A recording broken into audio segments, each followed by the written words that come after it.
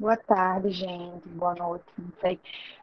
Eu e Maiana vamos falar sobre o sistema reprodutor masculino. Bem, os componentes do sistema reprodutor masculino são os testículos, os ductos genitais, as glândulas acessórias que podem ser classificadas como vesículas seminais, a próstata e as glândulas bulborretrais e o pênis. Qual a função do sistema reprodutor masculino? Reprodução, produção e transporte de espermatozoides, secreção do hormônio sexual masculino, que é a testosterona, secreção de fluidos, a disposição do sêmen no trato feminino e a transportação de urina, que meio que é uma função complementar, porque a função principal é a reprodução, né? Aqui eu botei uma foto, ó, que mais ou menos mostra, mais ou menos, aqui os corpos cavernosos da uretra e do pênis. Aqui, a rede testicular, a túnica albugínea, a túnica vaginal, a gente vai falar melhor deles mais para frente. Bom, vamos entrar nos testículos. Os testículos se desenvolvem retroperitonealmente na parede dorsal da cavidade abdominal. Eles, neles estão envoltos a túnica albugínea, que é uma cápsula de tecido conjuntivo denso, que serve meio que para proteger os testículos, né? Aí aqui eu botei, ó, aqui a gente consegue ver a túnica, o túbulo e o testículo entre si. Tem o mediastino do testículo, os lóbulos testiculares, os túbulos seminíferos, ó, que estão localizados aqui, a túnica vaginal, aqui, e o escroto. Os componentes são as bolsas escrotais, que são estruturas revestidas por pele e contendo camada de músculo liso, a túnica albugínea, essa camada aqui, que é uma cápsula de tecido conjuntivo denso não modelado, e as células intersticiais ou de Leydig, que eu não sei como é que se pronuncia isso, tá? Que são de tecido conjuntivo. Aqui são os túbulos seminíferos e o tecido intersticial. Tecido intersticial. Aqui nessa imagem, aqui nesses espaços aqui, são os tecidos conjuntivos frouxos e as células intersticiais, nesses espaços em brancos. E aqui é a cápsula de tecido conjuntivo, desculpa, gente, de tecido conjuntivo denso, que é a túnica albugínea, aqui, ó. Meu Deus, meu mouse sumiu. Aqui. Já aqui, nessa parte de dentro, é o lúmen, certo? Essa imagem aqui é composta por túbulos seminíferos. E cada desse é o epitélio seminífero. Essa parte de dentro é o lúmen do epitélio. E aqui é o espaço intersticial. Nos túbulos seminíferos, é o local onde os espermatozoides são produzidos. Cada testículo tem, em média, de 250 mil túbulos seminíferos. Eles são enovelados e iniciam em fungo cego e terminam em curtos tubos, que são os túbulos retos. Ó, aí aqui a gente mostra os túbulos seminíferos normais. Aqui. Os túbulos são revertidos por um epitélio simples pavimentoso ou cúbico, constituindo a rede testicular, aqui, na parte de fora, formados por uma parede, que é um epitélio terminativo, um epitélio seminífero, que envolve uma lâmina basal e bainha de tecido conjuntivo.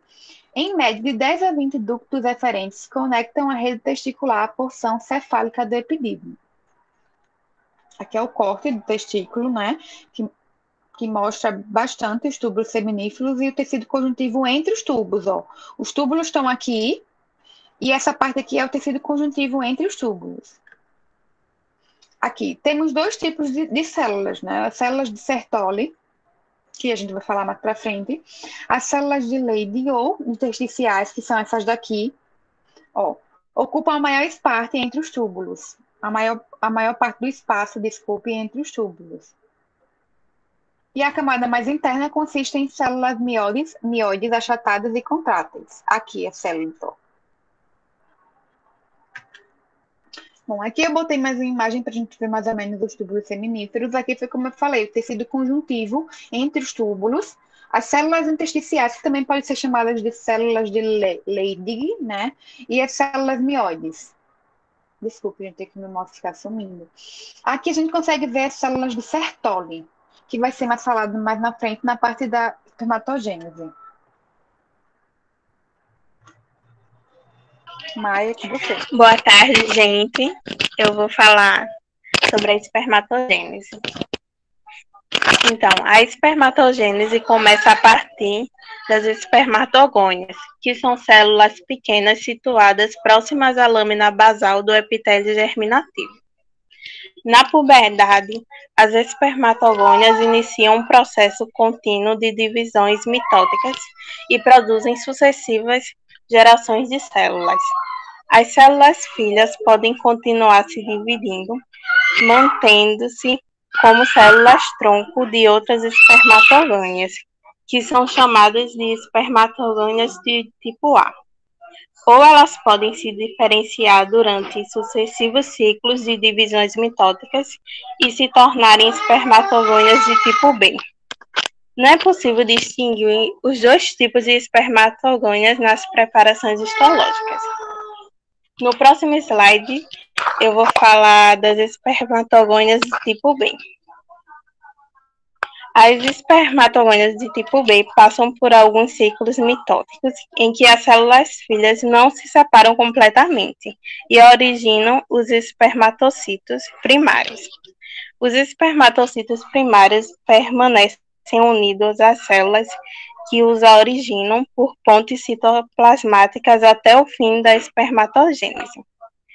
Os espermatocitos primários, eles possuem células grandes e podem ser distinguidos pela presença de cromossomos no núcleo e são localizados próximo à lâmina basal. No próximo slide,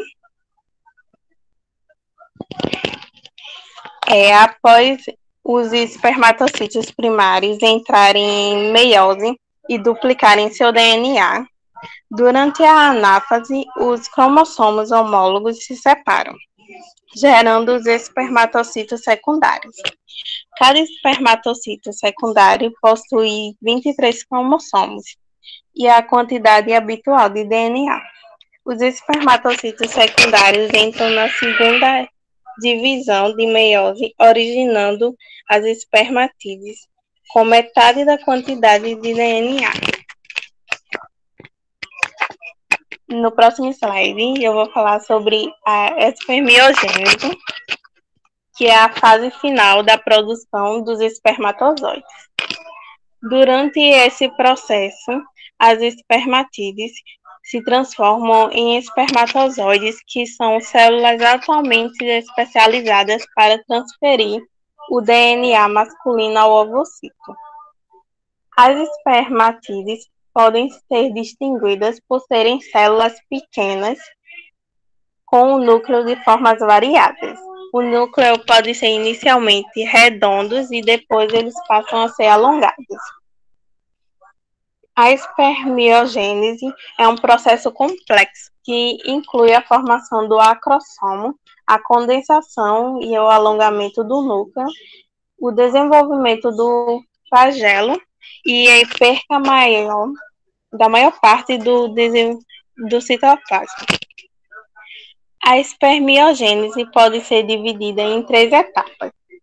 A etapa do complexo de Golgi, a etapa do acrossomo e de maturação. Na etapa do complexo de Golgi, ocorre a formação de granulos que se fundem em um único só granulo, no interior da vesícula acrossômica. E após isso, ocorre a formação do axonema, que dará origem ao flagelo. Na etapa do acrossomo, a vesícula e o granulo acrossômico se estendem sobre o núcleo e formam um acrossomo.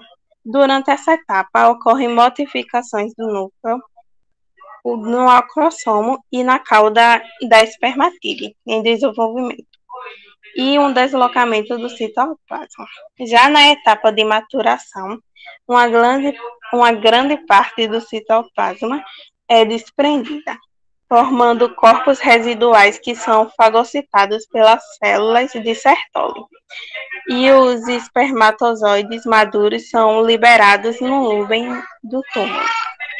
do túbulo. Então, agora eu vou falar sobre as células de Sertoli.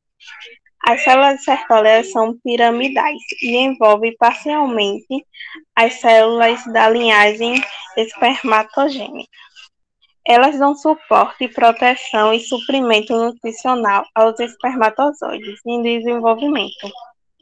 Elas são responsáveis por secretar continuamente um fluido carreador dos espermatozoides e produzir o hormônio antimuleriano. Elas formam a barreira hematotesticular entre o sangue e o interior dos túbulos semilíqueros. No próximo slide,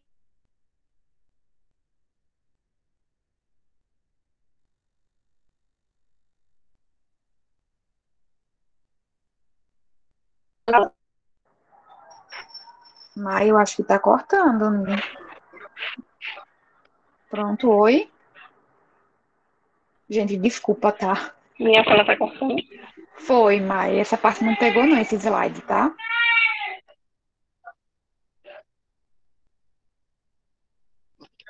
Isso.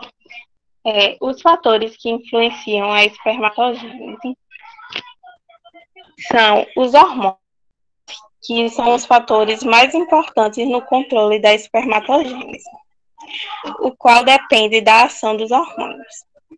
FSH e o LH da hipófise sobre as células do testículo. A temperatura também é muito importante para o controle da espermatogênese, que só acontece a temperatura abaixo da corporal, de 37 graus. Outros fatores que influenciam é a desnutrição, o alcoolismo e várias substâncias, causando diminuição na produção dos espermatozoides. Pronto. Bom, aqui são os ductos genitais extratesticulares que transportam os espermatozoides dos testículos para o meato do pênis, que é composto pelo ducto do epididimário, o ducto deferente e a uretra. Aí aqui é uma imagem do epidídimo e aqui do ducto epididimário, ó. Aí aqui vão ter as fibras musculares, os espermatozoides. Bom, aqui é o pênis, que é composto pela uretra. Desculpa, seus componentes são a uretra e 3, eu acho que seriam compostos cilíndricos envolvidos por pele. Os corpos cavernosos aqui do pênis são localizados na parte dorsal e são revestidos pela túnica albugínea, ó, aqui. E o corpo cavernoso da uretra, ou conhecido como corpo esponjoso, que a gente chegou a ver na anatomia, é localizado ventralmente, aqui. E é por ele que passa a uretra e, consequentemente, a urina. Aqui, ó. Desculpa, meu mouse sumiu, gente. Aqui, ó. Bom, aqui é sobre o artigo que a gente relacionou com um assunto, que é Mai que vai falar sobre ele, mas eu também posso dar uma falada. Mai? Vou falar. Então, o artigo aborda a síndrome metabólica e como ela afeta na fertilidade masculina. Então, a síndrome metabólica é o nome dado ao conjunto de doenças de origem metabólica que diretamente aumenta o risco de desenvolvimento de doenças cardiovasculares e diabetes tipo 2. Dentre os numerosos efeitos deletérios da síndrome metabólica, a infertilidade masculina pode representar uma condição patológica significativa, decorrente de alterações metabólicas ocasionadas por esta síndrome.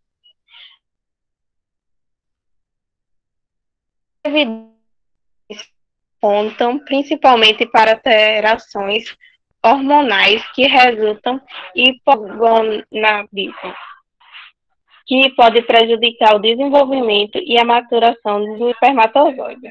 Além disso, outros vários componentes da síndrome metabólica podem ocasionar instalação de um estado de estresse oxidativo.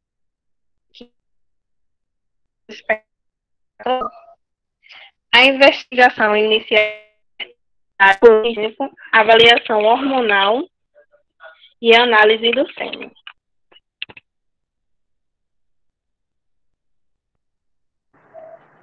Pronto, gente. A gente vai compartilhar com vocês o link do artigo, para caso vocês queiram ler e ficar mais por dentro do assunto. E todos os nossos slides foram baseados no livro do Junqueira e Carneiro. Muito obrigada por assistirem. Qualquer dúvida, vocês podem perguntar a gente, tá? Por favor. Desculpe o barulho, é porque a gente está perto da janela, aí tá meio que um barulho.